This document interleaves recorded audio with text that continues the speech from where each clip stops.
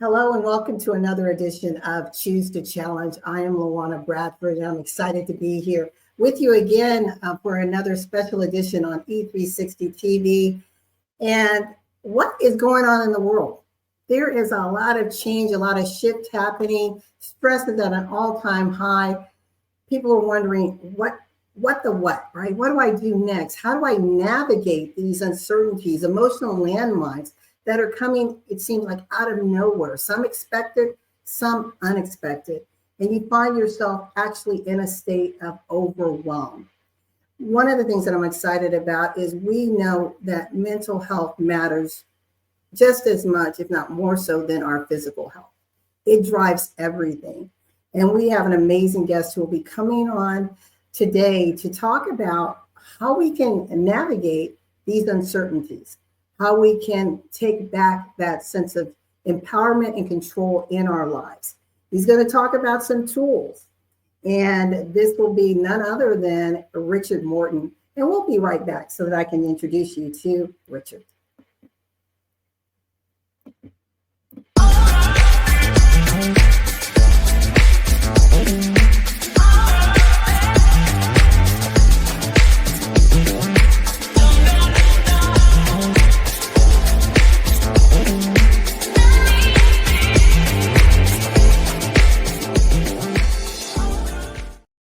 Welcome to the show, Richard. How's it going? Very good. I'm grateful to be here. I'm looking forward to our chat, and it's an excellent opportunity. Thank you. Thank you. Thank you. We're going to be talking about Inside Job, discovering emotional success by design. And before we get into it, Richard, I just want to tell everyone a little bit about you. Richard is a neuro-linguist, a certified neuro-linguistic practitioner, as well as an emotional freedom technique practitioner. He is the co-founder of a technique called time sweeps. So we're going to explore what does that mean, what these tools are, how we can add them to our emotional toolbox as that safety net, resource, strength builder, just like we're building those muscles so that we can navigate change when it happens. Because when we keep living, life does happen. Shift does happen, right, Richard? I'm glad you said that properly, yes.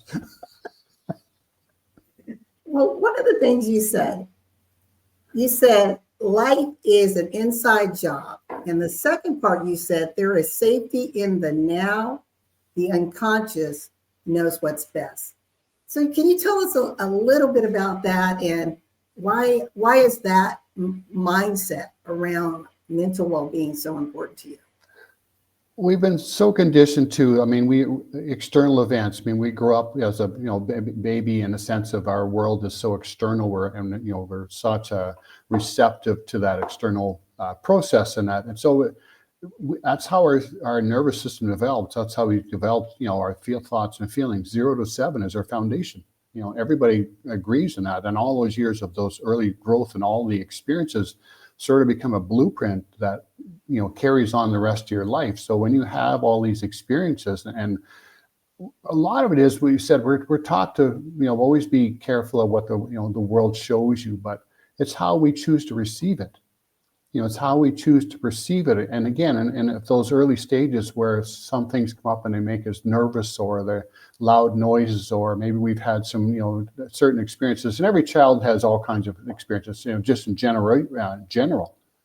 But how we, again, to those unfold the rest of our life. You say, well, that was when I was a kid. But those sensations, those impacts, those create little timestamps in you, are still active in your system decades later.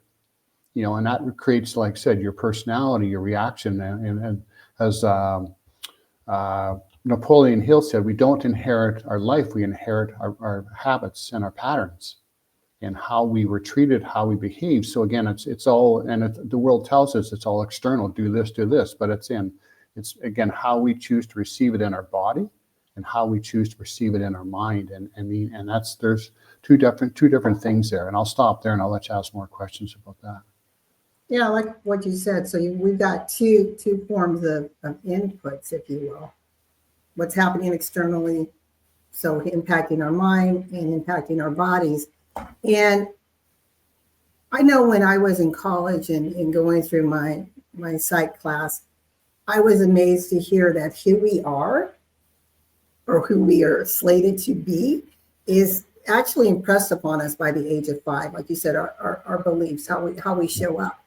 And there's this, I believe, this genetic code in our DNA that does pass through the bloodline. I don't think everything is just environmental. You know, you'll see children, it's like, wow, he never met his grandfather, but he seems to have the mannerisms of the grandfather, right? Yeah.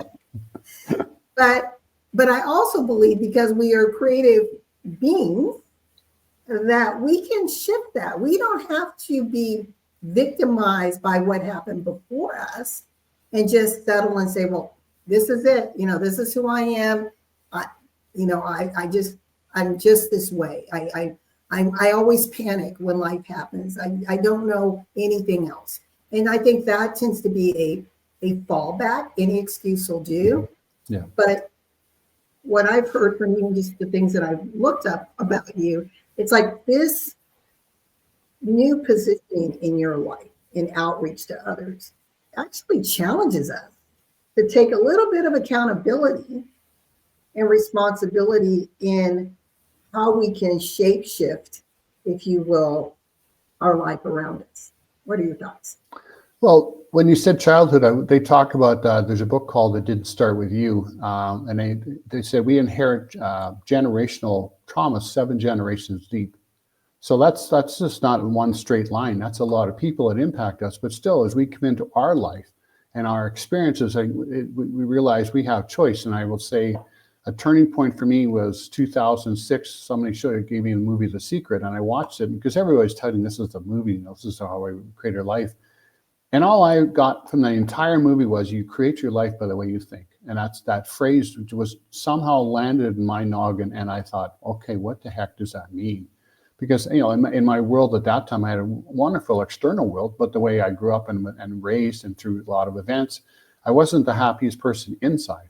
Just, I didn't show it, you know? So when I looked at that, how do you create your world by the way you think? I spent 6 years digging into everything I could possibly find to understand what that actually meant. But I realized at the end, or not at the end, but around 2012, I said the way we think and how we feel about the way we think is what is attracted to us. You know, because feelings and sensation in our bodies. And I want to say this: we give too much credit to our mind. I'm sorry, our mind's not that important, you know, because our body's sensations, how we think and how we feel, the body has its own intelligence. And so when I talk a lot of this, I'm talking to the body, not to the mind, because we get confused up there trying to think we can just outthink our emotional problems. And it's not, I don't believe that. I don't agree with that at all. You have to treat the body and methodologies to help the body regulate. And then there's some co-creation, but until the body learns to regulate, you know, and through, you know, nervous system regulation, it's, you know, it's going to rule the mind with all the chemicals it produces, and therefore the mind's got at the mercy of it many times. And I won't go into the science of that because that's not my field, but I understand it from the way I've been trained. No, I agree with that. I mean, I feel, you know, we're spirit, mind, and body, and there definitely is an impact on. I mean, you think about mood altering things. You consume a lot of sugar, it really affects level of hyperactivity or inability to sleep, which then, you know, creates a spiraling effect. So yeah, there definitely is a lot of control and influence, like you said, the body has on the mind. Mm-hmm. But we're neither the mind nor are we the body. But that's another conversation. Well, if I may add one thing, because the book, Kessel van der Kolk, The Body Keeps the Score. Because when things are happening, your body's response is the one that's reacting, not your mind. You know, as you take war veterans and all the impacts in that. So the body is the one that's reacting and therefore driving the mind in many ways. So because the traumas are stored in the body. You know, so those trauma triggers are there. So it starts there first, and then it starts to stimulate the mind. So we understand that instead of trying to always work from the mind down, I go from the body up. You know, just the way I think, and I'm not alone in that. then we understand what we need to, where we need to take care of. You mentioned that the trauma is stored in the body, and just from the conversations around mental and emotional health, we think that we understand, okay, when individuals go to war or, there's a major catastrophic incident that happens, we think we understand trauma. But let's talk about microaggressions, those things that happen every single day that keep building and building and building upon itself. How can people understand that they're actually in a growing traumatic state? Well, again, we've been conditioned to think trauma has to be something very visceral, very hard in impact. But today we're being bombarded with media, with all types of events going on, with stress of financial pressure, lack of housing, food. I mean, every day. So that is a continuation. It's like living next to a person who has a dog that barks all night long, or a child that's screaming its head off. That continually sort of invades your nervous system. So we don't realize that the continuation, the compounding effect that is so detrimental to our health. Again, we've been sort of tricked to think it has to be something hard, physical, and memorable, but a lot of it is unconscious. Like, so much trauma is unconscious that just, again, it drives us insane. That the tension, we walk somewhere and why do we feel tension all the time? Why do we feel afraid?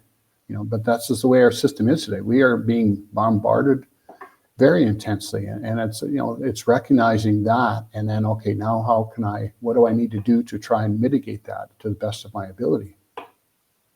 Yeah. I like that. Thank you for that. This episode, ladies and gentlemen, is for entertainment purposes. It is not intended to diagnose or treat any mental health concerns. For immediate support, we've got contact information below for you. We are here with Richard Morden talking about Inside Job, discovering emotional success, and the key word here, by design. You said that our goal is to create the best version of ourselves by design. Help us understand, what does that mean? If you were to give us 3 tips on how to even begin to formulate what this new framework, this new design ideal looks like, how will we go about that if we're in this state of darkness and we feel trapped and don't see our way out?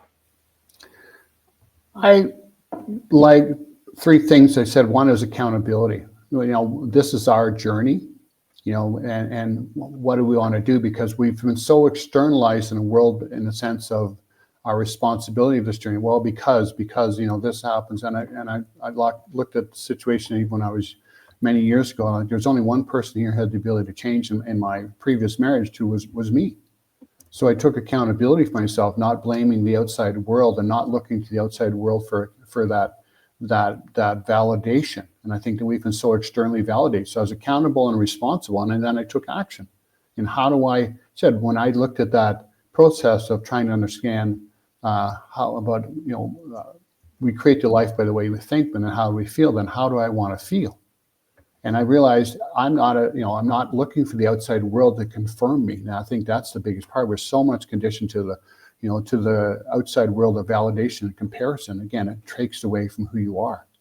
So this is me. This is my journey. I'm accountable for it.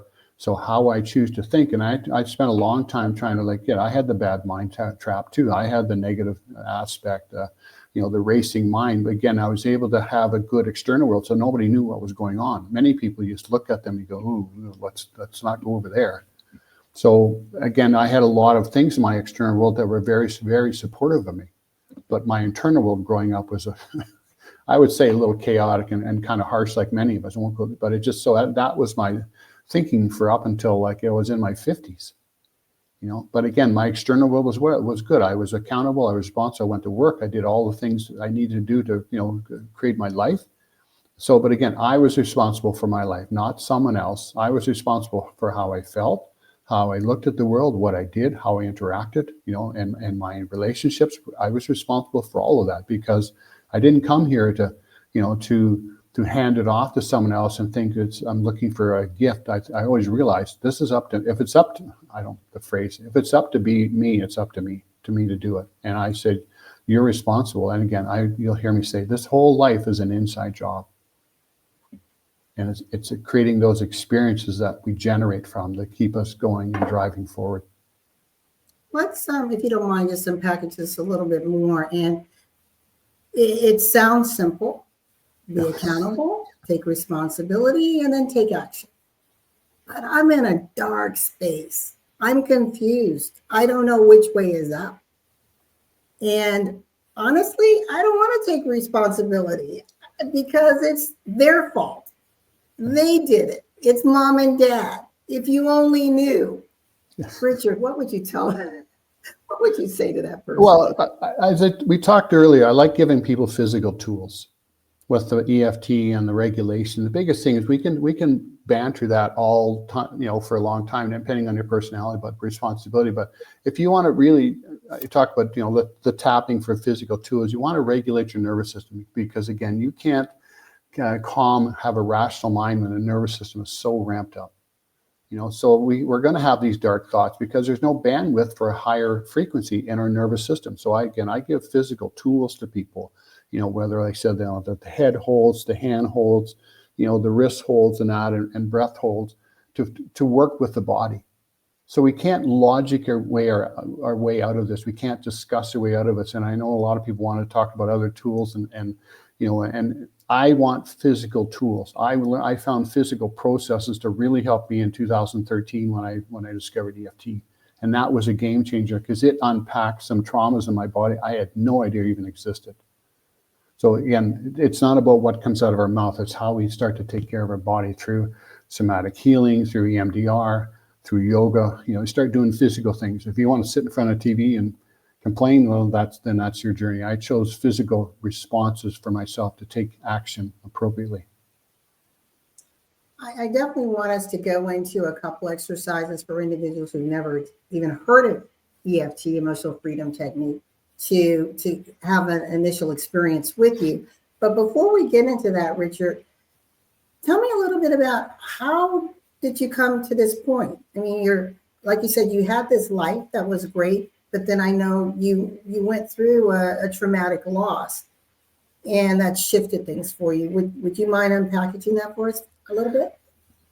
Well, I discovered even young life was temporary. I guess a little backdrop. So, I mean, military father, very kind of harsh and strict, and a silent mother, right? So I said, you grew up in that knowing everything you did wrong but not right, and that sort of compacted your inside. You learn to just keep yourself quiet, and I learned that I wasn't allowed to show my emotions, but through life, life experiences, I witnessed my mother's cancer as young and her journey until she died when I was 21, sat by her bed for 9 months while she died. My brother committed suicide in 1988. I was the guy he called before he killed himself. I was the guy that, and I'm identifying. But in those things, I ended up taking action. I took action looking after my brother's funeral, calling the family. And in 2013, my wife had a brain aneurysm, was going on a business trip.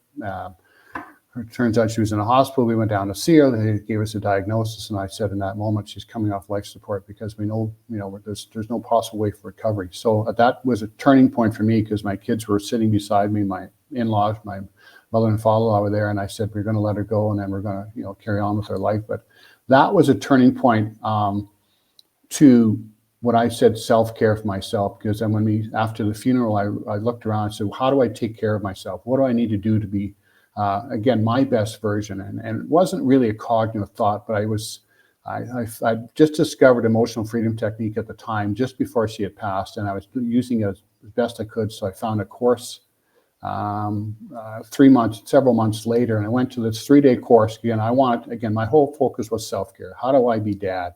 I just want to be dad. And that unpacked or unloaded several traumas that I had no idea. One was around my dad that I didn't even no idea I had at the time, and another was my brother's suicide. And this was 2013. He had killed himself in 1988. So I had no emotion at the time. I may have had 20 seconds of tears, but again, it was all business. That's my stress code. When things happen, I take action.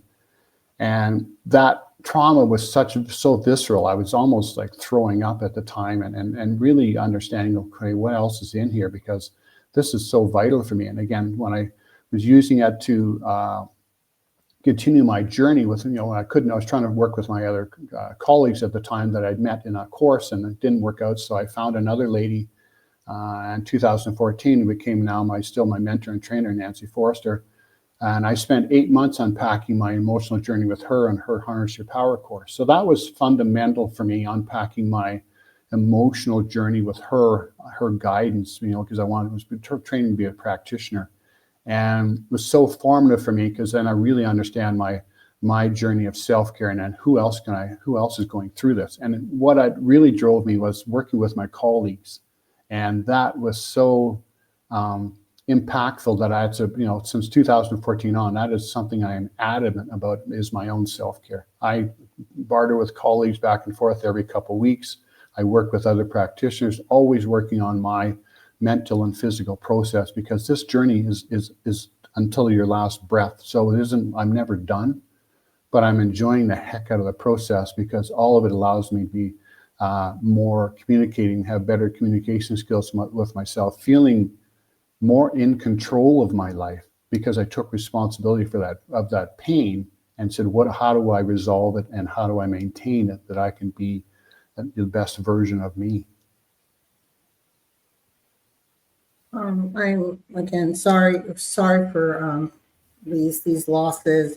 Very, very tragic. And you're right. Sometimes we go on autopilot. Like you said, you're that person, when things happen, you take action, and that's great. That's our survivalist instinct kicking in. But then there's this repression happening, and you begin to wonder why are things the way they are. But you have the presence of mind to say, I know I have to take care of me. I just know that. I think, this is my opinion, Richard, that's a gift that you have of being very self-aware. Even though you may have repressed and you're this action-oriented person, self-awareness is so key, because many people live with their head in the sand. They don't want to acknowledge anything. And they put on the mask. As long as the world thinks I'm okay, then I'm okay. And I continue to tell myself I'm okay. But I never deal with that deep pain. I don't want to go there. If someone, it's one thing when you're dealing with people who knock on your door, Richard, and say, I need help. I know I'm in a bit of a pickle here, and you guide them.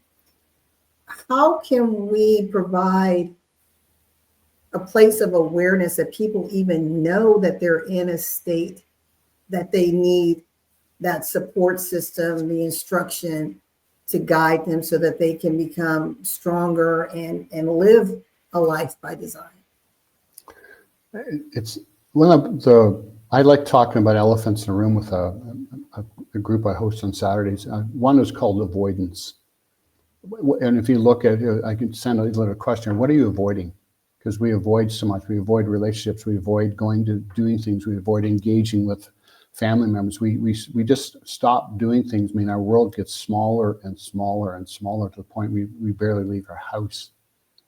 And again, what would we even like? Now, there's always a dream, this whole thing, the dream relationship, the dream this, and I mean, that's all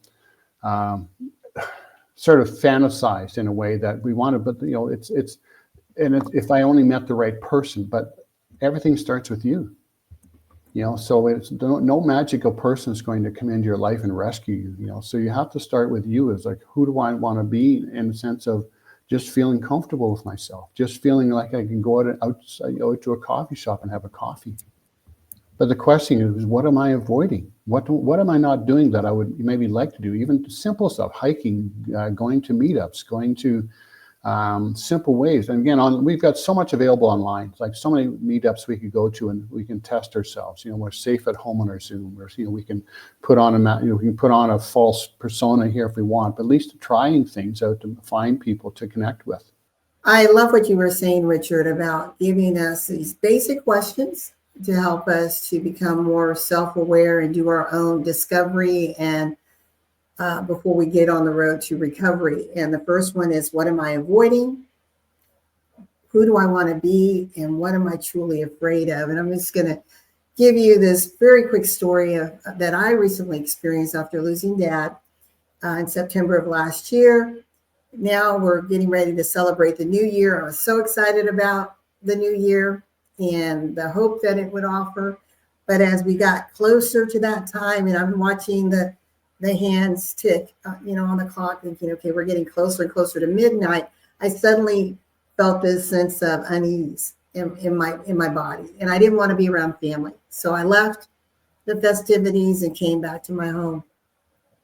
And I sat there and I turned on the TV, and then the clock struck midnight, and I'm like, nope, it's not the new year yet. And I went to another channel where, because I'm on the East Coast, where it wasn't yet New Year's Central Time, and I did that for Pacific Time, and I did that to watch Hawaii, in Hawaii.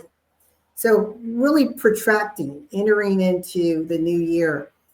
And I can laugh now, but I realized what it was. I was avoiding the unknown, because this is the first year of my life that I was going to be facing a new year without my father. This was going to be the first year where I didn't have this mentor and my rock by me, helping guide me through this journey. So there was just so much uncertainty. And who did I want to be? I had no clue. I didn't know how to be without him. So these questions, I think if I had had them, may have helped me get through that a little better. But I self-navigated myself. But it was something, when I look back, I smile on it, but it was very traumatic. I mean, and it scared me, Richard, because I thought I so much didn't want to go into the new year that I didn't realize I was telling myself I didn't want to live anymore, not without Dad. Very, very powerful. Yeah. Wow, thank you. So I want to just reintroduce you a little bit to the audience, and we'll be right back and get into some of your tools that you can share with us and take us through a simple journey. Hello, my name is Richard Morden.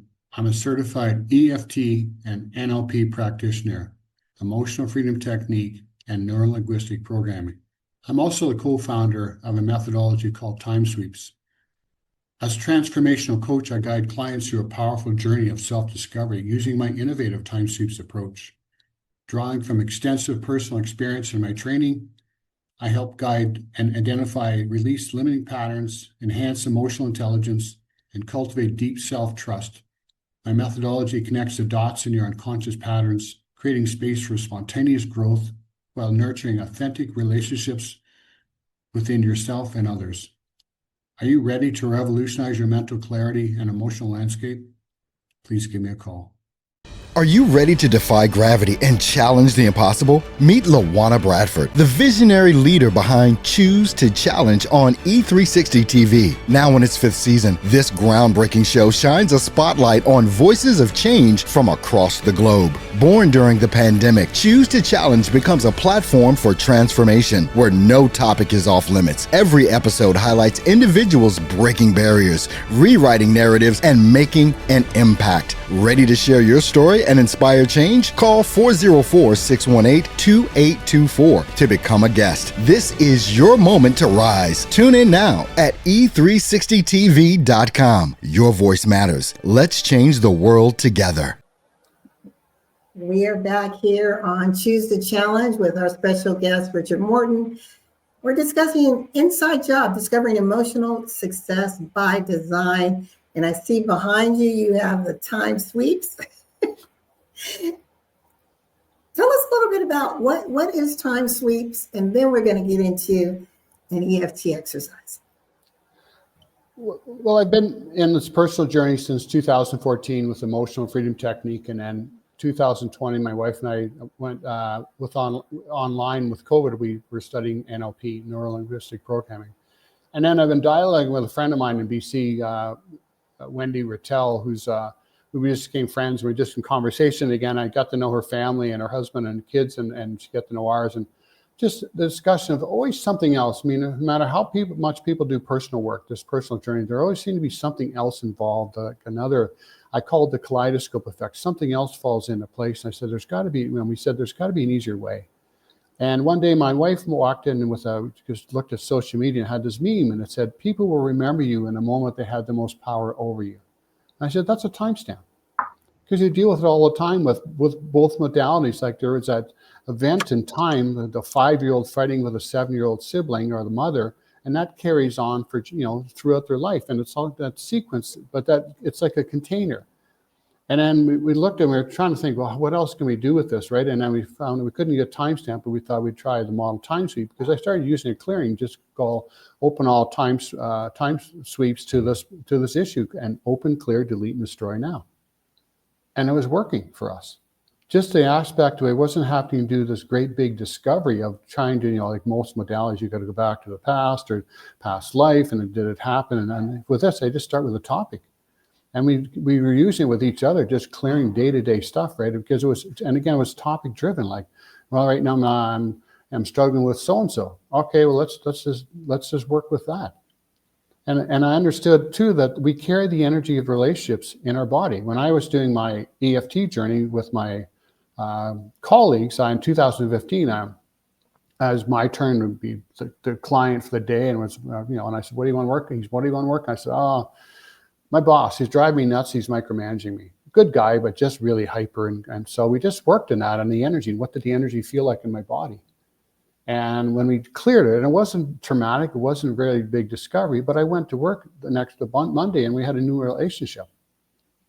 So this really works with relationships, just clearing the conflicts, because I also started, like I can't seem to get along or have this discussion with my wife about this topic. So we just clear the energy of it. We open all time sheets with this energy, and then whatever nuances come into that, just open, clear, delete. So we're literally just sweeping through the timelines without having to have this huge dialogue of discovery. And I give people a hold while they're doing, so they're regulating their nervous system. And it's we're in constant discovery. We've got like 5 pages of dialogue and structure that we've created with us as we continue to explore. But again, it's fun, it's innovative, and allows me to. Again, I'm connecting to the unconscious language in the other person's body, because you see them and they're nodding and the body will twitch, because I'm just, whatever's coming in is intuitively resonating with what's in there, what they're holding in. So again, it's fun, it's enlightening. Sometimes I've worked with people for 15 minutes and they've had it just opened up enough to say, like, wow, I have some clarity now. I didn't realize what I was not willing to look at. So it's ongoing, but again, it's I don't want to say it's fast, but it's effective in a sense. We're not having to have the client go through all this mental process of what they're avoiding, because so many people are just, good people, just they sit there and they just get stuck, and you're trying to guide them. And I just say, just give me permission, I'll find it. So this helps it takes them through, I guess it expedites the process. Yes, that's a good term. It's topic driven. Yeah. And we don't have to go and sit for weeks and weeks doing past life regression analysis. Yeah. It's, again, very safe. That's my point. It's very, very safe. And I judge where the client, I try and with my skill and with my experience, where is the client right now? Sometimes 20 minutes I'll look in and go, I think that's enough. Just trusting my sense, what my intuition says at the time, to what the client's willing to let go of. Now you helped develop this time sweep methodology. Yes. Is it something that you and your co-creator do you like train the trainer type? We will be. We're still sort of in the founding stage of it, but just to she and her husband just retired, so they're going on a 10-week trip. So they've got 2 new grandchildren. So all that energy and time involvement. So we're in constant contact, but we haven't really sat down and planned out the next step yet. But that is our intention, is to train other people. That's great. Yeah. And it's with the advent of, or I should say, the growing imprint of technology will enable you to Obviously, you can have your in-person sessions, but you can train all over the world now. Yeah. This new technique. So I'm excited. Let's go through EFT. So I'm going to give you a scenario. Okay. It's very, very simple. Most people can relate to it. It's on the job front.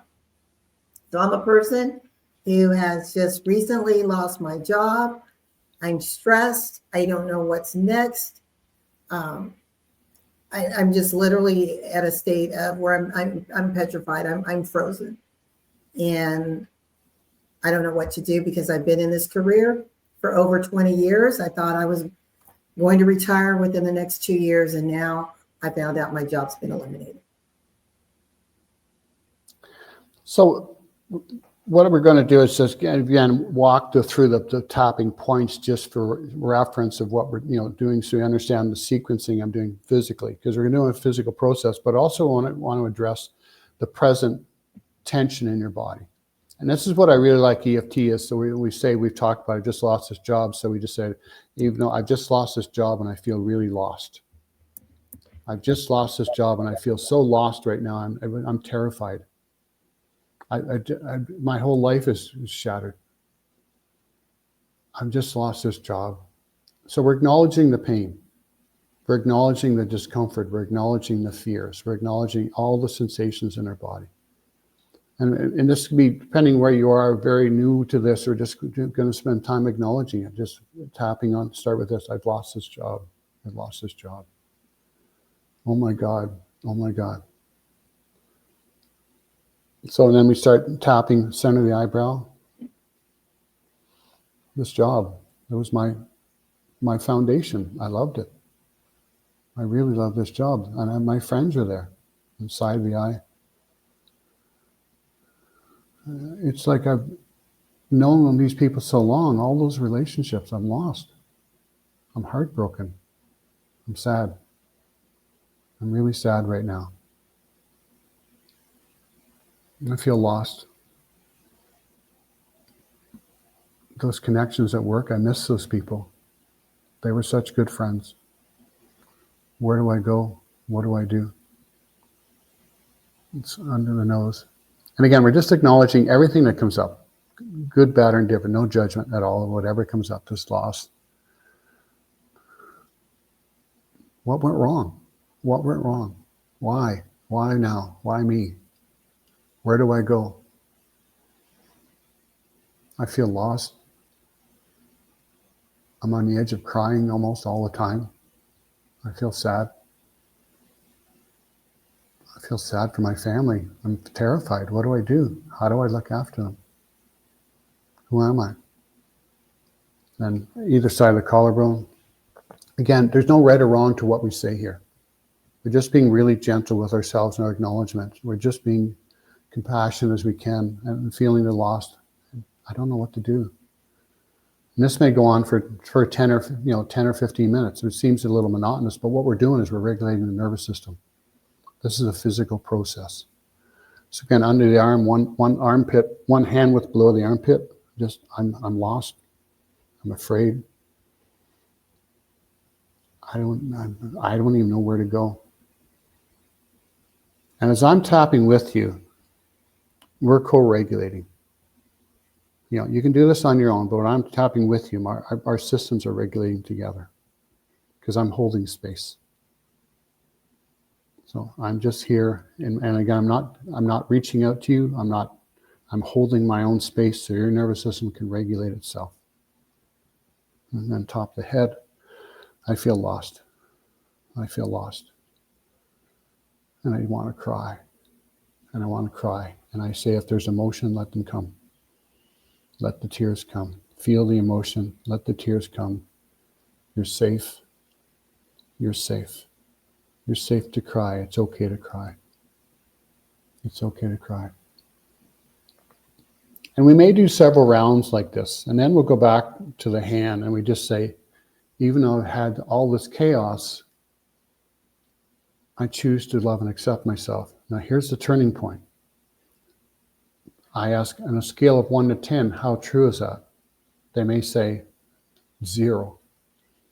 So I'll say, I choose to accept that I don't accept myself, that I must have done something wrong.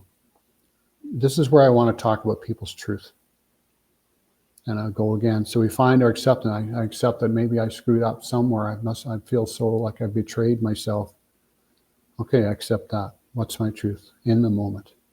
And then we'll go back around to the tapping sequences around the body, feeling lost, feeling lonely, whatever comes up. But the biggest point of this whole thing is the acknowledgement of self wherever you are, because we're so used to being into this, what I call the affirmations, and I'm not a fan. Because affirmations are so counter to who you are. You're lying to yourself. The people that I knew that were the big exterior happy people, and in truth, when you see the years later, found out they had the most miserable lives and they were not healthy. So I talk about your truth, and your truth maybe something went wrong at that work and you did something, or maybe something else. Acknowledge yourself in all aspects. I go into I literally go into I teach another side of this called the rant. When we're really frustrated, we tap and we rant, and we just, whatever comes to mind, whatever guttural stuff wants to come out of our mouth, we process. That's our truth. That's our rage. Because how many of us grew up not being able even to honor our anger? Women, men don't be angry, so we're stonewalled. Women not be angry, and they're quietly depressed, and just and that just continues to evade in their nervous system. Right. So, and I like that. So it takes you through this contemplative state. Yes. Tapping into your nervous system, calming it so that you can have clarity and hear it, right? Hear what it's saying to you. Then what? Now that I've acknowledged I'm angry, I didn't do anything wrong. I feel,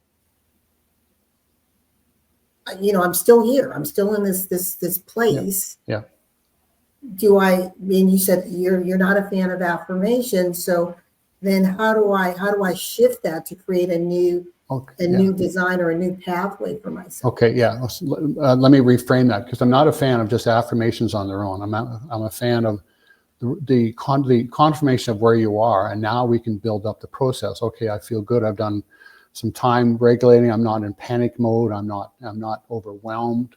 Okay, now I want to plan for my next phase. Okay, I'm hurt, but I want to plan to apply for a new job or my new framework. So I'm going to start tapping. Okay, I'm ready to fill out some paperwork and create, this new employment.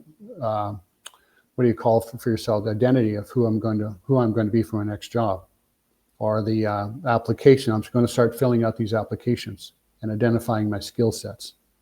And all my skill sets, we forget how skilled we are. So I'm going to acknowledge myself for all the work I've done, and all the skills I've developed. Because many times at jobs, we've taken on many courses, we've added so much to our repertoire. So I'm going to acknowledge myself for all that hard work and self-development I've done, and how I've applied myself. And I'm going to say at my job, if it was good, I was a good employee. I was a good coworker. I love these people. I was responsible with them. I was a very good team member at this job. I want you to acknowledge all your benefits, all the things you did well with that job.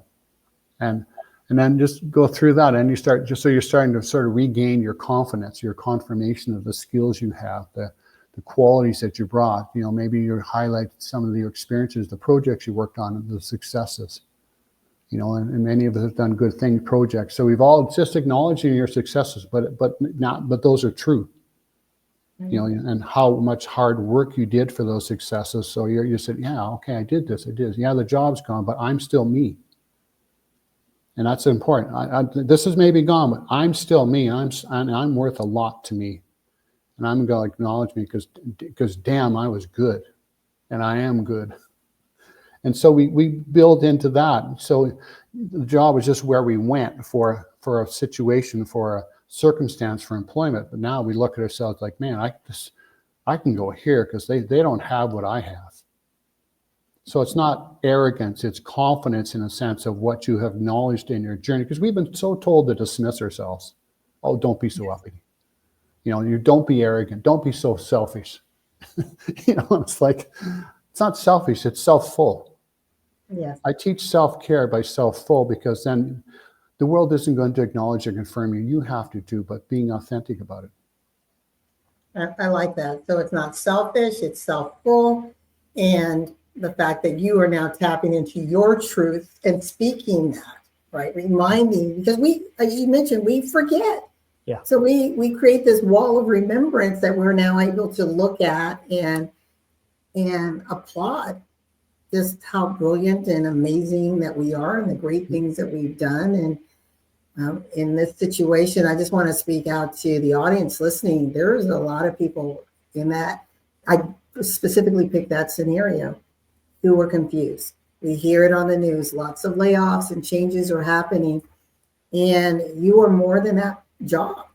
And I definitely want you to reach out to Richard Morden if you need to explore this even more. But emotional freedom technique is one of the tools that he offers on your journey of discovery and design.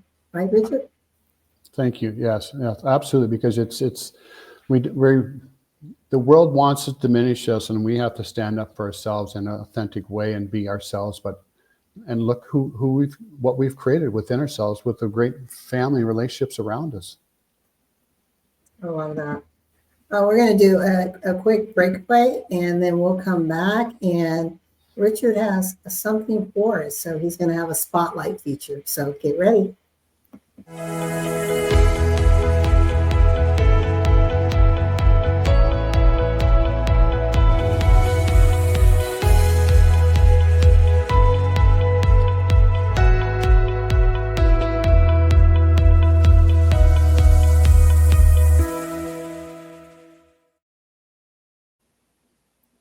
All right, Richard, I'm going to turn it over to you. We're anxious to hear what you have for us. As a transformation coach, I guide clients through a powerful journey of self-discovery using an innovative approach we call Time Suite. Drawing from extensive personal experience and my training in EFT and NLP, I help you identify and release limiting patterns, enhance emotional intelligence, and cultivate deep self-trust. My methodology connects the dots in your unconscious patterns, creating space for spontaneous growth while nurturing authentic relationships with yourself and others. Are you ready to revolutionize your mental clarity and emotional landscapes? Break free from inherited limitations and discover unprecedented flexibility in your responses to life. My approach stimulates exciting opportunities for spontaneous growth, helping you win at the competition that matters most, the one within yourself. Develop significant relationships built on ethical foundations, starting with yourself. My coaching fosters personal growth and harmony with your true values, contributing to both your individual fulfillment and your impact on your coaching, your community. Using research-backed approaches, I help you master the logic of your emotional patterns and gain accurate insights into your unconscious drivers. Together, we'll develop the intelligence to see the big picture of your life. Experience proven system process that create predictable transformation. My Time Suite methodology provides structure needed to address deep-seated patterns while establishing responsible foundations for lasting change. What clients experience: enhanced self-trust and reduced self-doubt, freedom to speak their truth with confidence, ability to set boundaries by saying no more often and easily, release generational patterns that no longer serve them, profound shifts from burnout to balance. Ready to create a new foundation for your life? The journey begins within. Let's build those small successes that compound into your life that you truly desire, one authentic step at a time. My philosophy is life is an inside job, and it begins and ends within you. I have the blueprint. You supply the details for your own incredible journey. And to further assist you the journey with you, the client, I use a cutting-edge communication tool that gets straight to the heart of what moves people into action. It's called Bank Methodology, developed by renowned entrepreneur and behavioral expert Sherry Tree through Codebreaker technology. It's a simple, powerful, built for real-world results in business and life. This isn't just personality theory. It's results-driven system that helps decode how you and others make decisions, especially under pressure. Whether you're leading a team, selling a product or building better relationships with your partner or kids, bank gives you the competitive edge. And because it's based on values, not fluff, you'll begin to understand what drives trust, loyalty, and connection in others. You'll also learn to spot when someone is in their stress zone versus normal flow and adapt your communication accordingly. That's emotional intelligence at work, and it can be a game changer. As practical as it is insightful, bank is easy to learn and immediately applicable. It's backed by data developed by experts and already used by entrepreneurs, coaches, and top performers worldwide. Let's unlock your communication advantage and start closing the gap between where you are and where you want to be. I am very blessed to have this opportunity to speak to you. Thank you. And please reach out to me through the contacts I'll be providing below. Thank you. This is great. The show has been eye-opening, and I just learned something. I've never heard of the bank methodology, so you're causing me to really want to lean in and learn more, because we know in the corporate world, we're taking all of the Myers-Briggs and other exams to determine, our alphabets. Yep. And so and I just want to, if we could just pause for a moment here. You're saying that this helps us to decode how we make decisions, how we respond to others, identifying our state of being. Yes. And you said it's a game changer for the entrepreneur. Speak specifically to that entrepreneur business owner, please.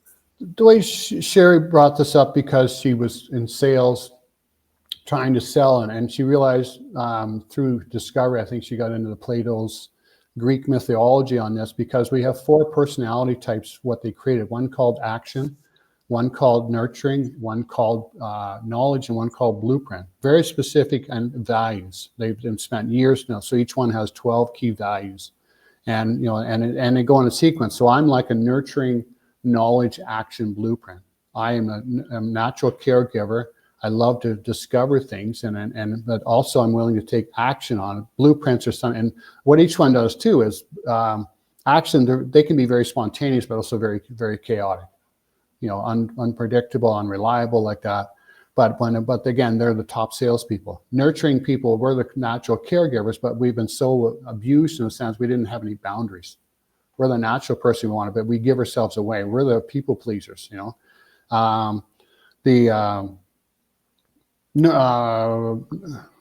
Knowledge is the thinkers. They're the ones that seem arrogant, but they research everything. They'll let me think about it. Give them details. They love details, so they seem to want to ponder, but they can get lost in it too.